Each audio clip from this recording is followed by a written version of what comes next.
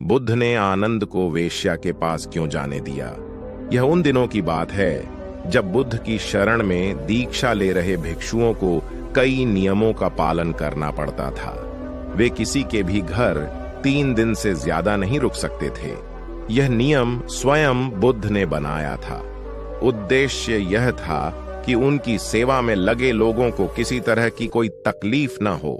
बुद्ध और उनके भिक्षु जब यात्राओं पर निकलते थे तो वे रास्ते में आने वाले गरीब घरों में ही शरण लेते थे। वे इन घरों में अधिकतम 3 दिनों तक रुक सकते थे। 3 दिनों के बाद उन्हें अगली यात्रा पर निकल जाना पड़ता था। एक दिन वे ऐसे ही एक गांव में पहुंचे। बुद्ध और उनके शिष्य अपने रहने के लिए जगह ढूंढ रहे थे। बुद्ध के शिष्य आनंद को एक वेश्या ने अपने घर रहने को आमंत्रित किया। वह बहुत ही खूबसूरत युवती थी। आनंद ने उसे कहा कि वह उसके घर पर रह सकता है, पर इसके लिए उसे बुद्ध से अनुमति लेनी होगी। युवती ने पूछा, क्या तुम्हें इसके लिए सचमुच अपने गुरु से अनुमति लेनी होगी? नहीं, मैं जानता हूं कि बुद्ध मेरी बात मान जाएंगे, पर उनसे पूछना एक रिवाज है। ऐसा जवाब देकर आनंद बुद्ध के पास पहुंचे। आनंद ने बुद्ध से पूछा, हे बुद्ध, इस गांव में 3 दिनों के विश्राम के दौरान एक स्त्री मुझे अपने घर पर आमंत्रित कर रही है, लेकिन वह स्त्री एक वेश्या है। क्या मैं उसके आमंत्रण को स्वीकार कर सकता हूं? बुद्ध ने आनंद की ओर मुस्कुराकर देखते हुए कहा, अगर वह तुम्हें इतने प्यार से आमंत्रित कर रही है तो तुम्हें उसके निमंत्रण को ठुकराना नहीं चाहिए। जाओ और आराम से उसके घर ही रहो। बुद्ध की यह बात दूसरे शिष्यों को गवारा न हुई। उन्होंने बुद्ध से सवाल पूछा, आप आनंद को एक वेश्या के घर कैसे भेज सकते हैं? यह भिक्षुओं के आचरण के खिलाफ है। बुद्ध ने जवाब दिया, तुम लोग थोड़ा इंतजार करो, तुम्हें 3 दिनों में अपने सवाल का जवाब मिल जाएगा। सारे शिष्य चुप हो गए। फिर आनंद अगले 3 दिनों के लिए उस वेश्या के घर रहने चले गए और बाकी के शिष्य आनंद की जासूसी में लग गए और सारी बातें बुद्ध के कान में डालने लगे। बुद्ध शालीन मुस्कान लिए चुप बने रहे।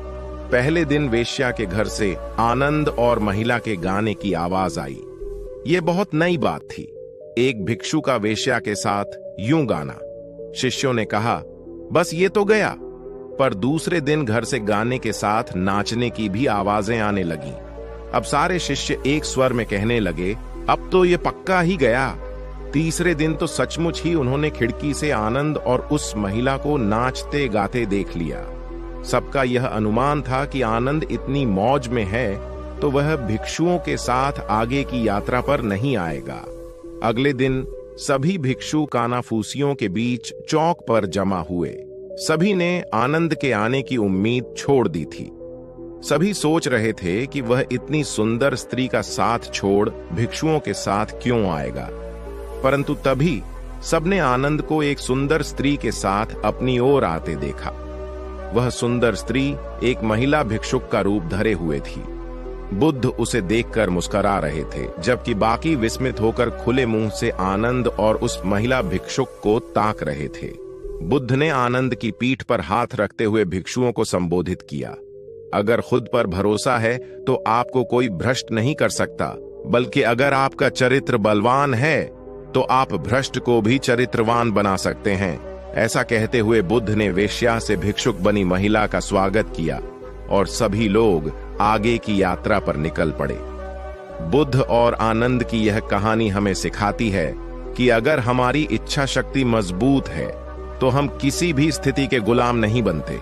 ये बहुत मजेदार बात है कि खोट तो हमारे अपने दिल में होता है और शक हम दूसरों पर करते हैं। अपने दिल को साफ रखेंगे तो दुनिया भी हमें साफ नजर आएगी। किसी किताब को कभी उसके कवर से ना आंकिए। इस बात को समझ लें कि हम अगर पारदर्शी जीवन जिएं तो हमें किसी कवर की कभी जरूरत ही नहीं पड़ेगी।